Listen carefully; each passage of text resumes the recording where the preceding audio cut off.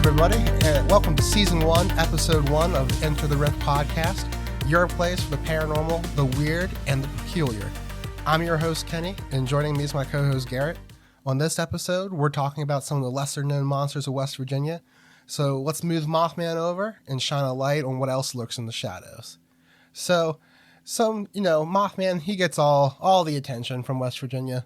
Let's look at some of the weirder and lesser known ones. So let's start with the Vegetable Man. Jennings Frederick was a man that was bow hunting in the woods north of Fairmont, West Virginia. He heard a high-pitched sound that sounded like a sped-up recording. A voice reportedly said to him, "You need not fear me. I wish to communicate. I come as a friend. We know of you. I come in peace. I wish medical assistance. I need your help." And when he heard that, he looked over and he saw a thin green creature that was a humanoid shape, about 7 feet tall. It had long pointed ears, yellow eyes, and it had 7-inch long fingers that had needle tips and suction cup ends.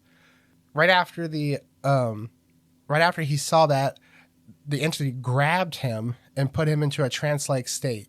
The creature's eyes turned from red to yellow to orange and began rotating hypnotically. He then drew blood from Frederick's arm, which took about a minute. The entity then ran away up a hill, and the witness heard a strange humming noise, which he thought might be some sort of craft taking off. After a little while, he recovered from his trance-like state and returned home. He didn't tell any of his family what he saw. Instead, he'd just been scratched by a briar patch. Months later, he then told the story to the UFO researcher Gray Barker of West Virginia, he's the one who dubbed the creature the Vegetable Man. Now, I think that is just kind of weird. You're just out minding your own business, and this thing that's about 7 feet tall is supposed to be stupid thin. His arms are very thin. He's green. He's got long pointed ears, and he just grabs a hold of you, paralyzes you and sucks your blood out. What do you do in that situation? Either A, this dude is on drugs, or this is definitely one of the weirder stories I've ever heard, especially since it's a one-off. Which the fact that he waited kind of seems like either he was shaken up by something. The man who wrote the story and interview didn't really give much of his opinion on the man himself, but it's a little odd. it's pretty weird. Yeah, I'd say so. I'd say that I don't know. Did this guy just make it up, for attention? I know some sources have said it's a hoax. Other people have said it's just this is a true account, but it's just very, very weird to think that, you're just minding your own damn business and this thing just jumps your ass and steals your blood and then runs away. That doesn't scream I need medical assistance if you just steal blood and then run away. Yeah, well, I guess this guy can at least be appreciative that this didn't happen during the AIDS crisis, because let's be honest, a rail-fin man walks up to you and then sticks you with a needle after asking for help. It kind of raises some red flags. Oh God. Yeah. I guess that was a good point there. Yeah, at least now if somebody did that to you, you hear a weird humming noise, you probably assume you just got stuck with a fent needle. Yeah. That's also something that you didn't probably have to worry that much about back in 1968. Yeah, especially in Fairmont, West Virginia. That's the pre heroin highway days, so it's not that bad. Yeah, that's true. Another creature that we can talk about is actually the Ogua. And what that is it's basically a gigantic snapping turtle that lives in the Monongahela River, which runs from Pennsylvania down into West Virginia. So this monster or turtle, sometimes it has is depicted with 2 heads. One of the oldest accounts that was from a European recording was back in 1746, and supposedly a 12-year-old boy was playing along the bank of the river, and all of a sudden it came out from the river, grabbed him, and drug him off. His family searched for hours, but yet could not find the body. So a giant snapping turtle, reportedly nearly 20 feet long and over 500 pounds. So an absolute beast of a snapping turtle. The biggest ones I've seen, maybe 20, 30 pounds. Like nothing anywhere close to that. Could you imagine just what would you do if you just saw something that's coming out of the water, and you know how fast a snapping turtle can like snap and bite at you? Yeah. Imagine I've something had one jump at 20 me before. times as big. Yeah. So imagine something like the size of a Volkswagen coming at you. Yeah. So, and you mentioned that it drugged the boy off. Okay. Yes. That sounds pretty large, considering the largest one I have seen was when I was on the Sino Canal in the Park Service. It was roughly the width of a tire track in the trail. It bit at the rake, and this is a bit of a defense mechanism they do is when they jump and snap, they also tend to shoot liquid feces out their ass like a super soaker, and it smells absolutely horrendous. So I would not want to be hit by the back end spray of something the size of a Volkswagen. Oh no, that'd be pretty god awful there. Some researchers believe that maybe it was actually just a rogue alligator that made its way up to the river for going from the Mississippi into the Ohio and then into the Mon River, which maybe that makes a little bit more sense. Seems highly unlikely due to the environment, because I feel like that would be more common. Yeah, and everyone, well, I wouldn't say not everyone, but a lot of people would at least, I would imagine, at least have an idea of what a crocodile looks like. Because, people down in 1746, obviously people were living down in like Louisiana, Florida. And so the native peoples would know, and the European settlers there should know too, what an alligator looks like. But it gets a lot colder up in West Virginia compared to like Louisiana. So the snapping turtles, they can hibernate, they can live over the winter. I don't know if an alligator would be able to survive like below freezing temps for like as long as it lasts up this far north. Yeah, not to mention the alligator compared to a snapping turtle is one bit of a leap there, considering the snout and also the lack of a shell.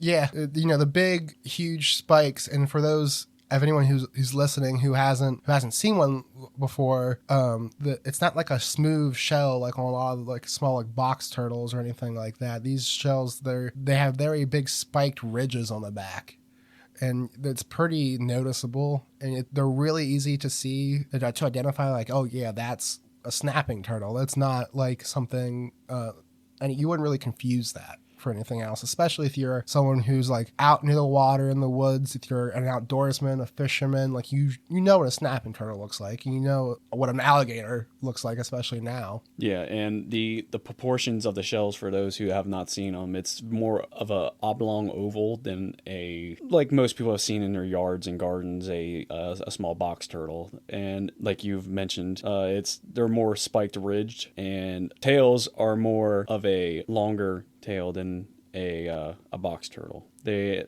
actually have a tail of at least quarter length of the body. So compared to an alligator, which is, substantially longer tail, it's kind of hard to misidentify. For sure. And this was primarily seen in the Monongahela River. So, and sometimes it was also known as like the Holt monster or the Reevesville monster, which is another area in kind of north central West Virginia around the Morgantown area. If people are familiar with that, it's like the northern part of the state. Another monster we can be talking about is the Grafton monster, which is a little bit more famous. Some people may know that one a little bit better. This story takes place back on June 16th of 1964. Robert Cockrell, a young reporter in his mid-20s for the Grafton Sentinel, ended his evening shift around 11 p.m. He was heading home in his car driving along Riverside Drive, which follows the Tygart River. He knew this road very well and zipped along at about 50 miles an hour. He was, for the most part, alone on the road, as most residents at this time were in bed. The night was clear, and Cockrell was in good spirits. He rounded a curve and entered a straight section of the road about a mile long. His headlights caught something that he knew immediately was out of place. It appeared to be a huge white obstruction on the right side of the road, standing between the road and the riverbank on a cleared-off section of grass. And as soon as he saw it, it wasn't just an object, but it was a thing. A beast of which the likes he had never seen before. It stood 7 to 9 feet tall and was about 4 feet wide. It was a stark white with slick, seal-like skin, or a covering that resembled sealskin. It had no head. As he passed it, the thing did not move, but Cockrell could tell that whatever it was alive. This terrified him and sent chills racing up and down his spine. Cockrell slammed his foot down on the gas pedal and sped off, and when he got home, he was tempted to barricade himself behind locked doors. He was able to calm himself down. He realized duty as a reporter called for him to return to the scene to investigate. He recruited 2 friends, Jerry Morris and Jim Moser, to accompany him. When they arrived at the spot, however, the thing was gone. They searched up and down the riverbank for more than an hour, but found nothing. There were no tracks, although the grass where Cockrell had seen the creature had smashed down by something that appeared to be quite heavy. It was as though the monster was there and then instantly not there, without ever leaving the area. While they searched, they heard an odd, low whistling sound coming from the direction of the river. The whistling seemed to follow them, but they could not see whatever was making the noise. So that, to me, is just pretty crazy to see something like that big and no trace of it whatsoever. Like, it just, like, no tracks leading to and from. It's just there one moment, and when they get back, it's just gone. So that, the fact that there's no tracks and it's just, like, gone out of nowhere, that makes me think like it's some kind of interdimensional, like, being. Because if it was, like, maybe, I guess if it was an alien, I guess the ship could have picked it up if it was in the air, but no one reported seeing anything flying through the sky. So that makes me think, like, it was in this reality and it just poofed right out of here. Yeah, there 1 minute and gone. Could you just imagine being that guy and you have to convince 2 other people, to go out and look for this shit? Like, just imagine calling your buddies up or going to their door, knocking on it, and going, hey, I need you to come with me. I saw this giant headless monster, and we got to go look for it. Like, just imagine trying to, one, not end up in the freaking nut ward immediately, trying to convince somebody to go see this shit, and then also, while you do arrive, after getting them to come up with you, you hear weird noises with no tracks, and it's basically following you intermittently when you hear the noise the whole time, but there's no tracks. Yeah, that's just crazy.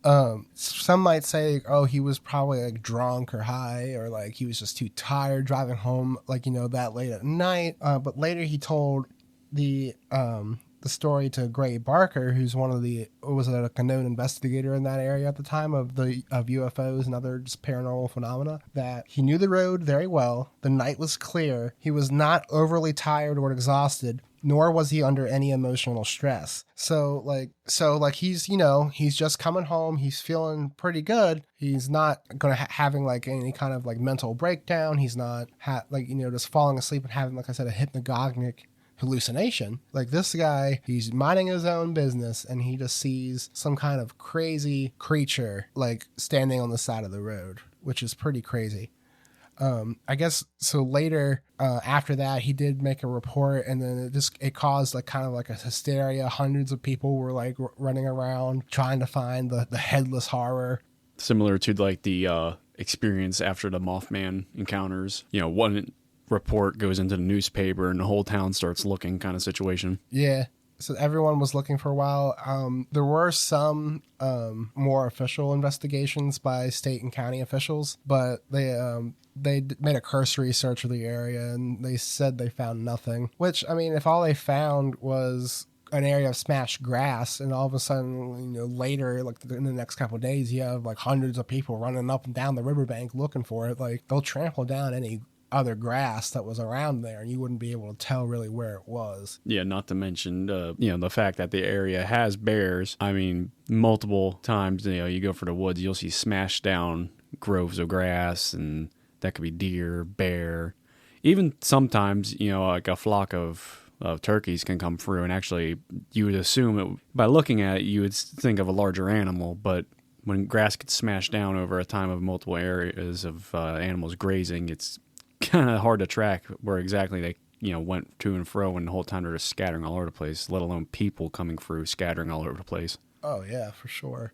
Back to your point of saying like how's that feel to be that guy trying to convince his friend. I know if someone just came up to my house like, who knows if it was 11 o'clock at night, or maybe it was the next morning when he was like, going back to look at it. Or possibly just later into the night. I mean, it didn't really give a description of when they left. Yeah, could you imagine be like, I need you to help me find this 9-foot-tall headless monster?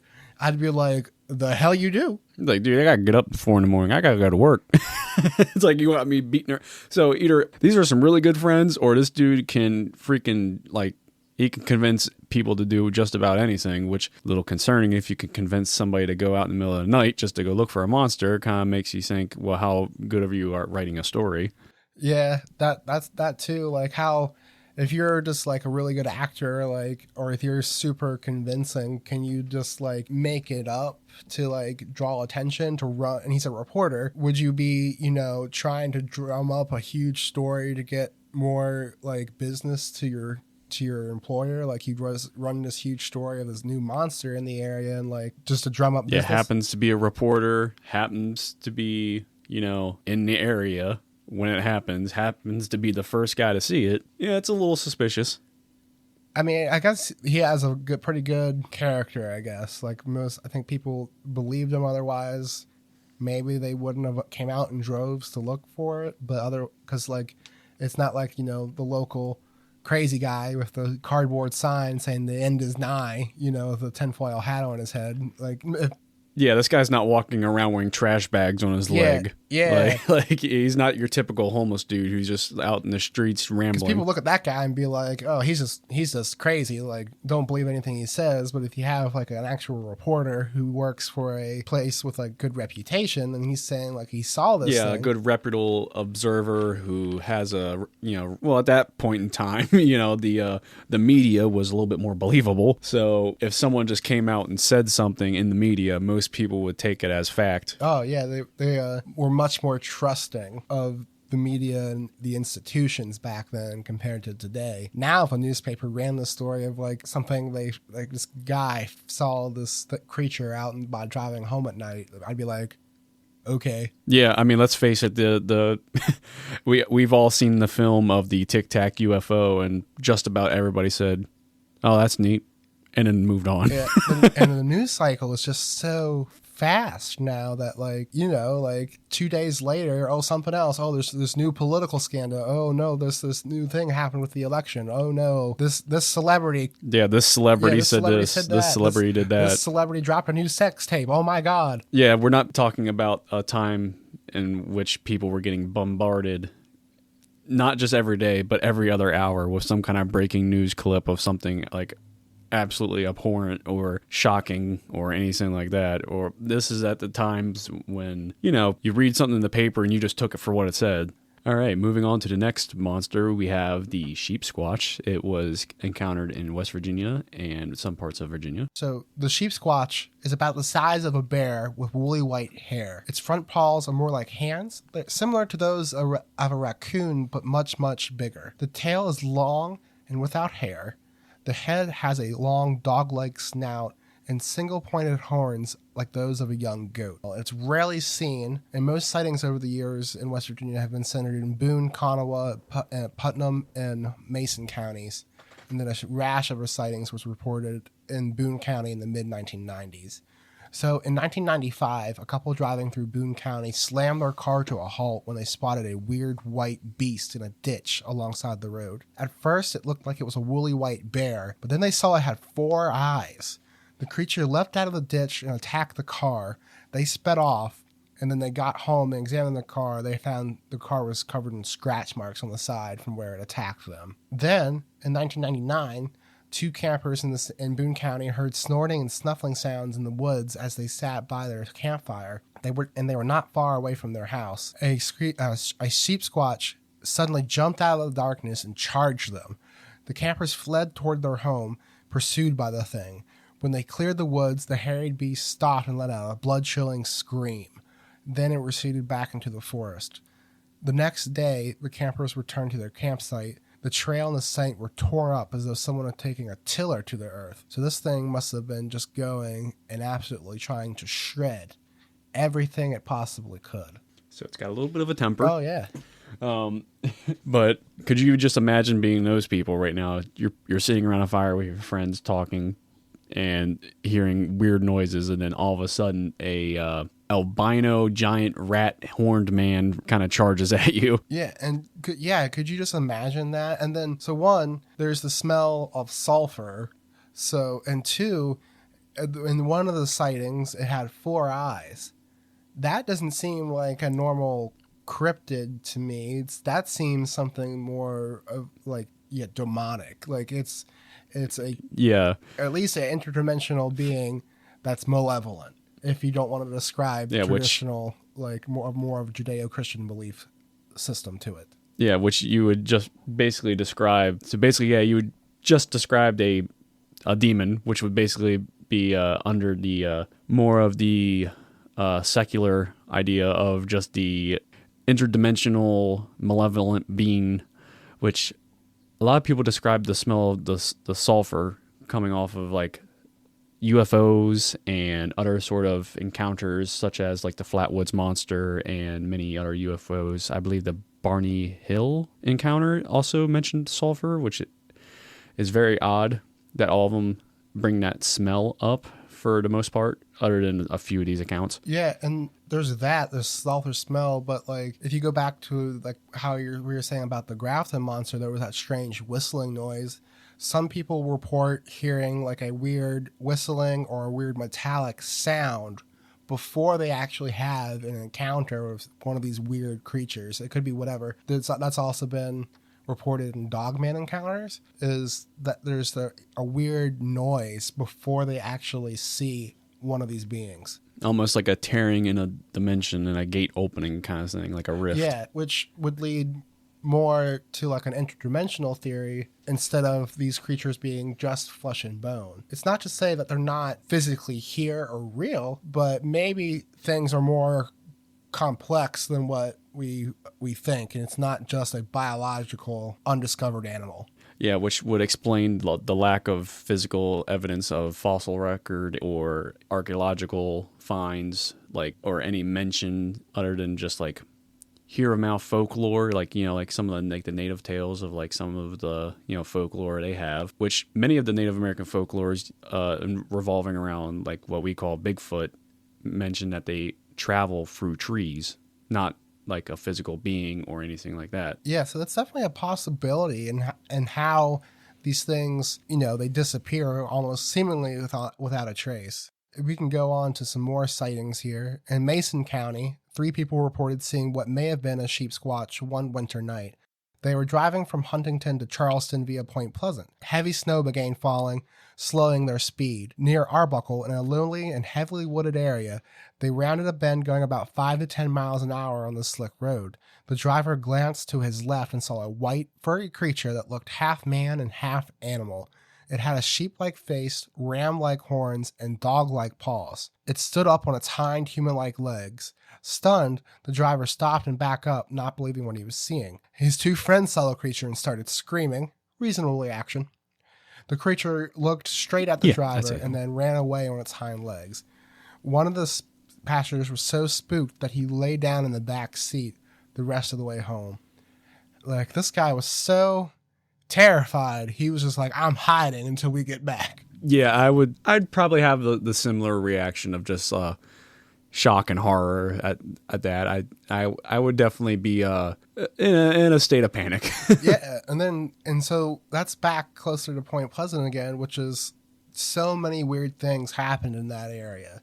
And it's just kind of crazy how many episodes of high strangeness there was from that area. Yeah, and when exactly did this particular sighting occur again?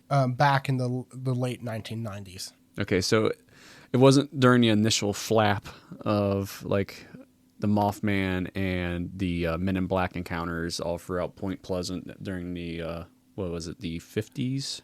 Yeah, this was about 30 to 40 years later. Yeah, that's a little odd, but it's the fact that everything is occurring around like the Flatwoods and Point Pleasant areas. Pretty of note there. Yeah, for sure. On to another sighting. A sheep squatch may also have been the creature observed in Mason County in 94 by a young former Navy seaman. The young man grew up in Gallipolis, Ohio, which is just across the river from Point Pleasant. He became interested in Mothman and was looking for evidence to disprove the entity, figuring in a reverse way that if he could find no disproof, then he would be able to prove that Mothman was in fact real. He was out driving alone, tracing down UFO leads along a creek bank north of Bethel Church Road. He didn't see any UFOs, but as he walked along the creek, he was startled by the sounds of something large crashing through the brush ahead of him. Since Mason County doesn't really have any big predators, he thought the creature must have been a very big dog or perhaps even a stray cow. Nonetheless, he froze in uncertainty, hoping that he would not be wrong about what he was. He froze in uncertainty, hoping that he would not be wrong about what was coming through the brush. And then what came through was not unlike anything he had ever seen before. It was large and had matted brown-white fur. He couldn't tell if it was dirty white or it was brown with a white undercoat. The beast walked on all fours and went to the creek, where it knelt to take a drink, putting out paws that looked more like hands. The head was long and pointed, dog-like in shape, and sprouted large single-point horns. The creature reeked of sulfur. Horrified, the young man... Again with the sulfur. Another one with sulfur, yep. The young man drew back into the brush, afraid to move or make a sound. After slaking its thirst, the creature crossed the creek and went off towards Sand Hill Road.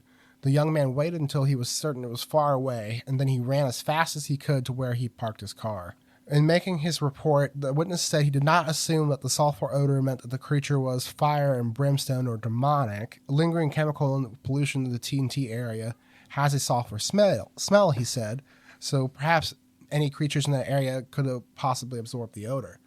But when I think that, I'm thinking, so there's areas that are, or these things, or at least similar things have been seen, that are miles and miles away from the TNT area. So there's no way that they all have a sulfurous smell because they're all like running around in the TNT area. You would use that logic maybe more if you came across deer or, any other form of wildlife that happened to have... Most animals just don't smell like sulfur, even if there's been like a chemical spill in the area. It's, at least to most logical thinking, it's not like how like you were around a campfire and you smell like smoke. It's very odd that he would just mention that, maybe that's why. I mean, I guess, when you're reaching for logic, you might go to that kind of conclusion, but you just encountered a unearthly being that smelled of sulfur, and I wouldn't be like the one to think, well, that smell was just because of the TNT area. Like, unless you had that smell already in the air. I mean, because wouldn't you come to the conclusion of you're out in the area, you would have smelled it, in general? Yeah. I would have thought that if it's that odor is that pervasive in that area, you either most things would smell like it, and eventually you just go nose blind to it. So how strong was the smell to be able to pick up on sulfur? Yeah, because if the pollution was so bad that it would stick to the animal itself, wouldn't you smell that just going near the river? Like in the water table, wouldn't it just smell sulfur? Yeah, you would think anyway. But so these things, they're horned. Some of them have 4 eyes. They walk on 2 to 4 legs. They have tails. They have hands like either raccoons or like weird dogman hands, and they charge people. They leave out like horrible screams. They have sulfur like smells. That all sounds kind of like demonic activity. Yeah, and if anybody is familiar with the Dresden Files book series, other than the color, they basically described one of the Denarians like Magog. The only thing this thing is missing is a sigil on its forehead. Yeah, it's almost, this was before those books were written, so maybe Jim Butcher, the author, maybe drew inspiration from this a little bit, but like it either resembled something so much that a fiction author was like, yeah, I'm going to take that, make it one of my antagonists, and it's like a fallen angel and a coin, possessing a body. I know he probably took a lot of inspiration from the Lesser Keys of Solomon and like the principalities and demons that are depicted in there, because it's awfully similar to, if anybody has ever showed any interest in that kind of subject. Like, you got horns, strange hands, hairless tails, roughly the size of a large bear with multiple eyes that glow, and it smells of sulfur. This just sounds like a demon. Oh, yeah. Or something out of a horror movie. Yeah, or something out of a horror movie. So out of all the things we've talked about, what would be, if you had to run into one of them, what would it be? I'm definitely picking the Vegetable Man. Let's face it, he's got the build of a fentanyl addict. He probably doesn't have the best reflexes, but he also kind of seems to hit you with a shock and surprise and comes up and sticks you with a needle. So I feel like if I'm going to walk up on any of them, I'm going to take the Vegetable Man or maybe the Big Turtle, because the Big Turtle is just stay away from bodies of water. Actually, I might. Yeah, let's go with the turtle. Well, I was going to say with Vegetable Man, Jennings walked away fine. They just thought, his family just thought he got scratched by a bush. So like, apparently it didn't like inject anything. It just took blood from him. So that would be pretty good. For me personally, I don't know if I would get, definitely either between that or the Ogua, like you said, because like it's a big turtle. Like, you could probably just avoid it if you kept your distance. Like, it's probably not going to charge you. But I don't know, because a Volkswagen-sized snapping turtle coming at me doesn't sound like a fun time either. But I'd definitely take that over a 9-foot-tall headless creature or a horned demon charging and screaming at me. Yeah, with rototiller hands, apparently. Yeah. So I definitely think that. Yeah, I'm going to stick with, if I'm going to see any of them, I'm going for the turtle. I'm going for the Ogua. Next runner-up is definitely the Vegetable Man, because let's face it, he's got the same build as the average vegan influencer on TikTok. Yeah. So you could probably take him in a fight. You can snap his legs. I feel like I could take the Vegetable Man. He probably eats nothing but soy and sits around talking about he's a vegan every 4 seconds. So he's the next runner-up after the turtle. All right, everybody. Thanks so much for spending time with us and taking a listen to the first episode of the Enter the Rift podcast. Please like and subscribe. You leave a review if you're so inclined. And you can find us anywhere that you get your favorite podcasts. Apple Podcast, Spotify, YouTube, anywhere. Thank you guys so much.